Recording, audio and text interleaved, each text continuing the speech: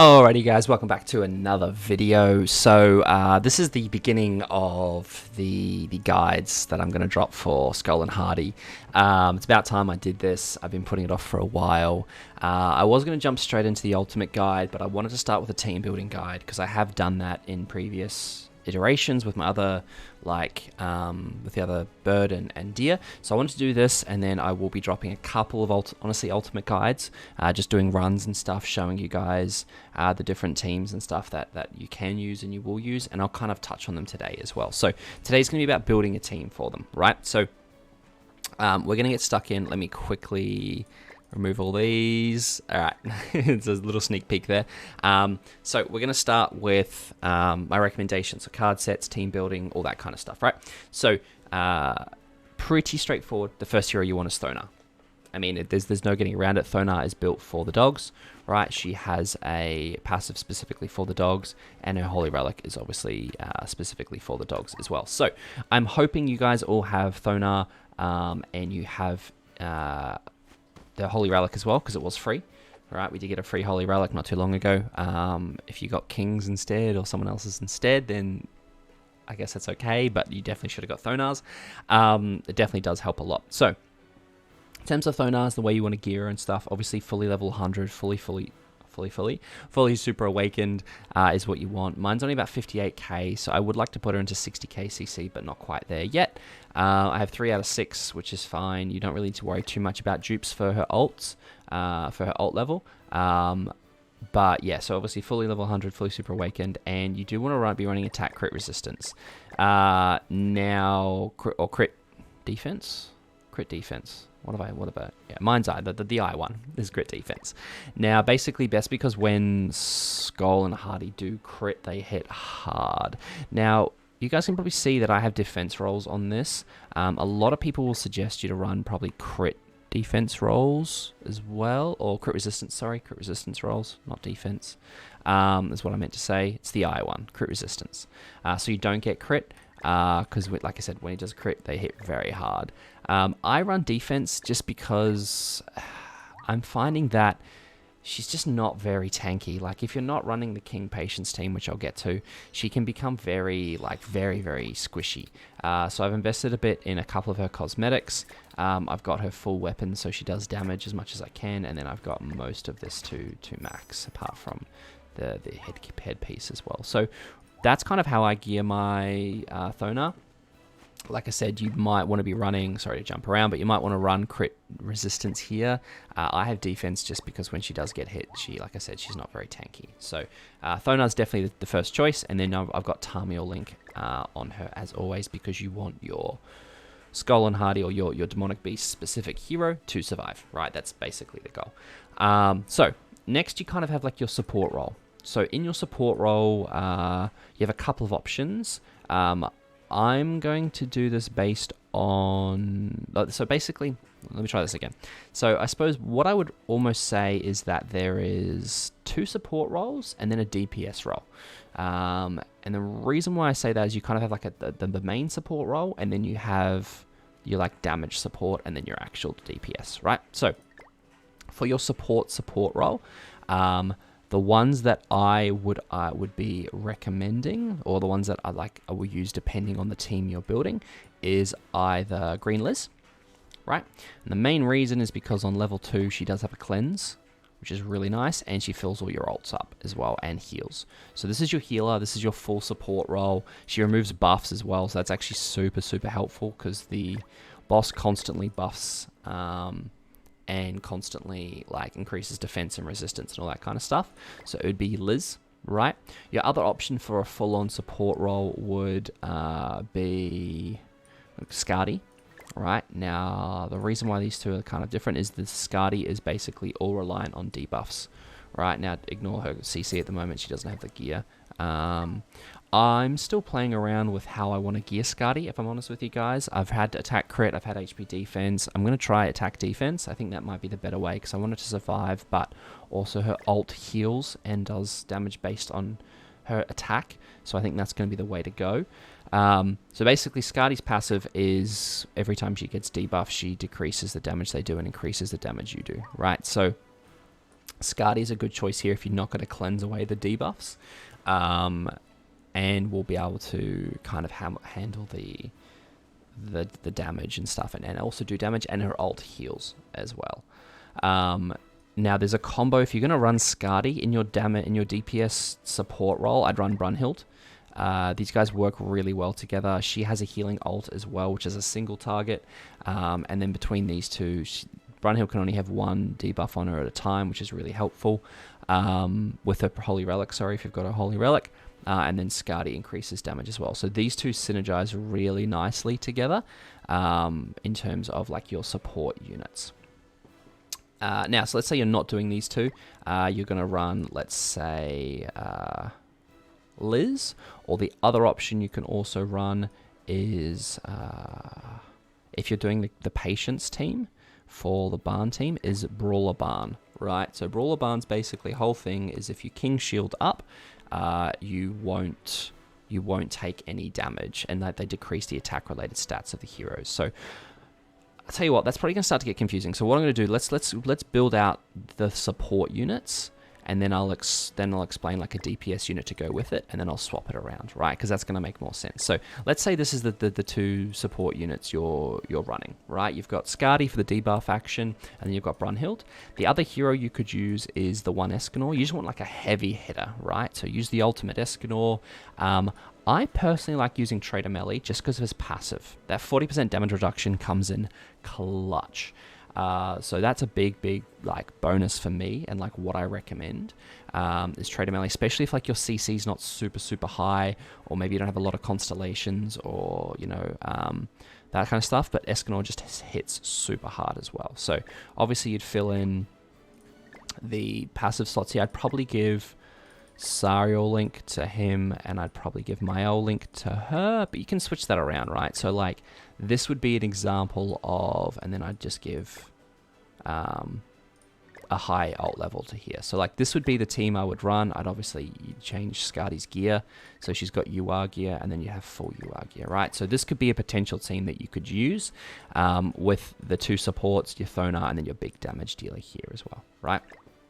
Now, let's say you are using, the other support that we mentioned, which is Green Liz with the debuff cleanse, right? The other support that I'd recommend using, which is a very, very good support to have, is Freya, just because you become immune to Ignite. Right now, Hardy likes to ignite your whole team, which is very, very frustrating, and obviously means you take a lot of damage. So either using obviously Scardy for the debuff damage increase, or Freya works really well with this team because you get the cleanse and you also get the immunity to ignites. Right. So again, you'd use like maybe Mael Grace, Sariel Grace. So Sariel Grace on your damage dealer, Mael Grace on Freya, because of the cleave card doesn't crit, so you won't get the benefits there, and then just a high ult level on Liz. Now again, you want a heavy damage dealer, so you could run Escanor or Trader Melee. Those are honestly the two that I'm going to stick to in terms of your damage dealers for this kind of team, right? So personally, this was the first team that I used to beat the dogs successfully.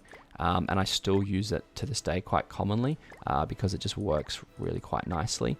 So this would be my setup, and again I'd make sure Liz has the right gear. Attack crit on Freya and Trader Melee, and then just HP defense UR gear on Liz, and then attack crit on Thonar. I've seen a lot of people use like attack crit resistance on like all their heroes. You definitely could. I just didn't want to invest in extra gear when I didn't have to, and this team still gets the job done. So this would be the main team that I would run here. Right, so again, you have your support unit, whether it be Liz for the heals, or whether it's, Scardy, and then you have Freya to get rid of the ignites, or maybe it's Brunhild for the extra DPS, because they both hit really hard, and, Brunhild has the healing ultimate, as well as the ability to only get ignited once, and then you have your high DPS. So again, I'd recommend Trader Melee if you're still struggling with how much damage you're taking from the boss because of the passive that he has, or if you're not too really worried, if it's not too much about the damage and you just want to go all out, just max DPS, then Escanor works really well because you have the death damage from the finger, as well as a really strong ult for the first floor. So you could definitely get away with a team like this. This is, like I said, the team that I've had work really well for me in the past, and the same team as the other team. Now, the only other team that's probably like a little bit different is the Barn Patience team. Now, this team is probably one of the closest to like a free-to-play friendly team that you can get, and it basically consists of a very like Brawler Barn, Freya again, and then instead of like your damage dealer being Trader Melee or something, it's actually Chad King or Quiffy King, depending on how you refer to them.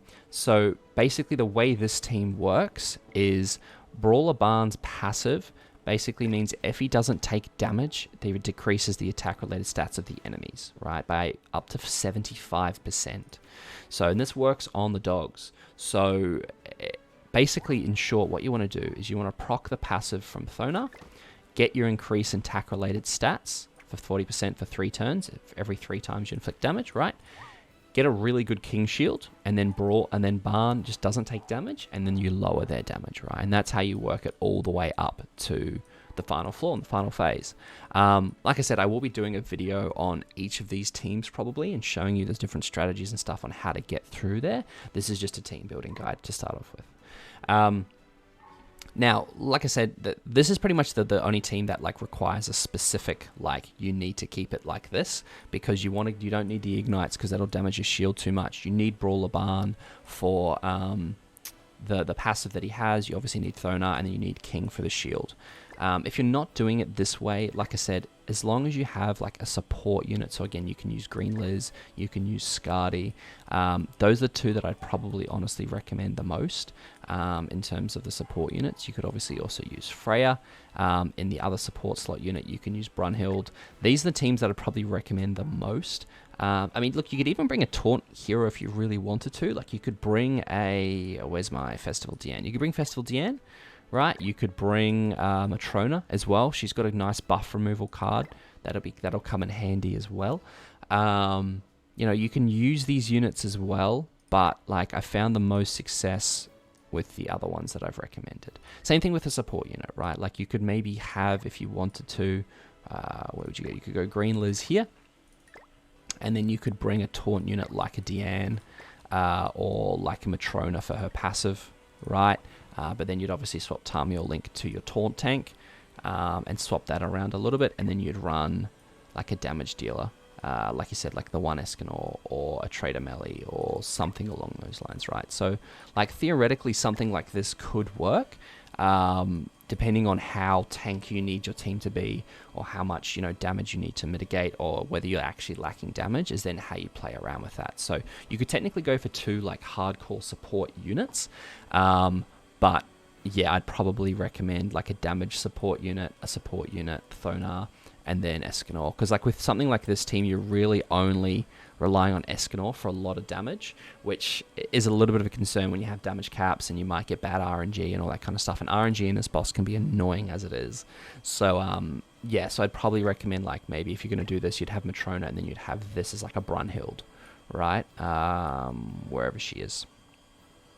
I always lose these units when I need to find them. I'm sure you guys have seen her like a million times already. There she is, the top.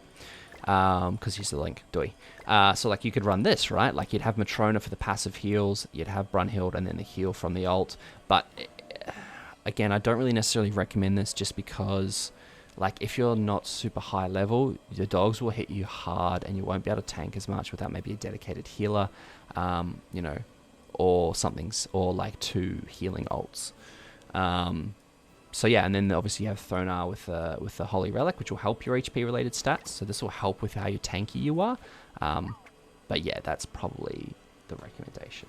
Now, finally, like I said, and pretty much with this, you guys, you need to have level 100, fully super awakened, full UR gear, cosmetics invested into. Like, this is not going to be as easy as the bird or the deer.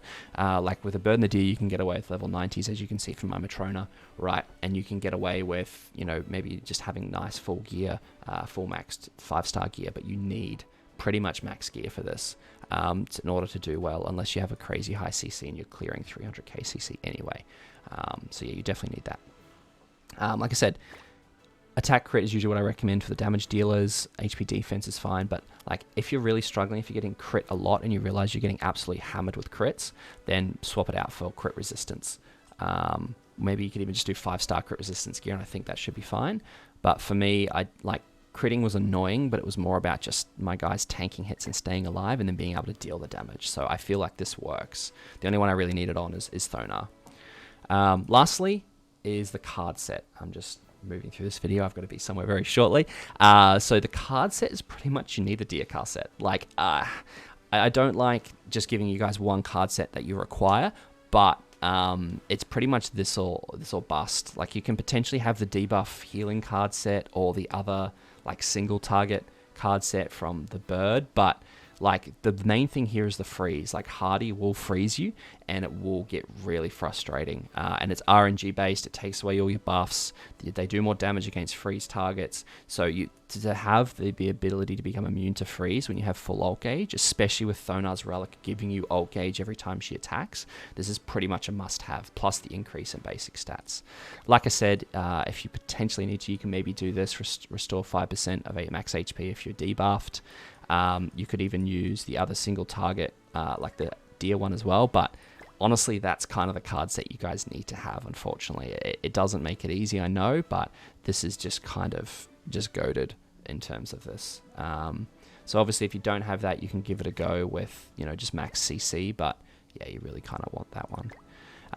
Alright guys, I hope that helps. That'll give you a good idea on how to set a Skoll and Hati team to begin with. Like I said, I've kind of covered my 3 main teams that I wanted, or that I recommend, or that a lot of people use.